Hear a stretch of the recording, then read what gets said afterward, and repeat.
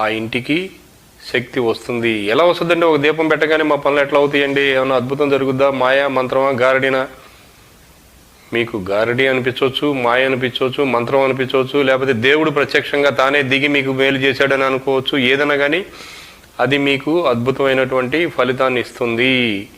ఇంట్లో వాస్తు లేదని బాధపడుతూ, జాతకం బాగాలేదని బాధపడుతూ, నా కర్మ కాలిపోయింది, నా బతికింతే అనేటువంటి బాధపడుతూ, చీటికి మాటికి భార్యాభర్తలు గొడవలు పడుతూ, పెళ్ళిళ్ళు, ఆడపిల్లలు పెళ్ళిళ్ళు కాక, మగపిల్లలకి పెళ్ళిళ్ళు కాక, ఉద్యోగాలు రాక, వ్యాపారంలో అనుకున్న పని జరగక, డబ్బు రాక, అప్పులు పాలైపోయి, ఇలా ఎన్ని కష్టాలు, అనారోగ్యాలు ఉండి మానసికమైనటువంటి డిప్రెషన్ అనుభవిస్తూ, ఇట్లా ఏదన్నా కానివ్వండి, ఏ సమస్య అయినా మీకు ఉండనియండి, ఈ ఆగ్నేయం మూలల, అది వంటగది అయి ఉండొచ్చు, వంటగది లేని ఇళ్లలో కూడా ఆగ్నేయంలో మూలలో ఒక టేబుల్లో, ఒక స్టూలో, ఒక బల్లో, ఒక పీటో, ఎలాగోలా ఆగ్నేయంలో ఒక దీపాన్ని నిరంతరం వెలిగే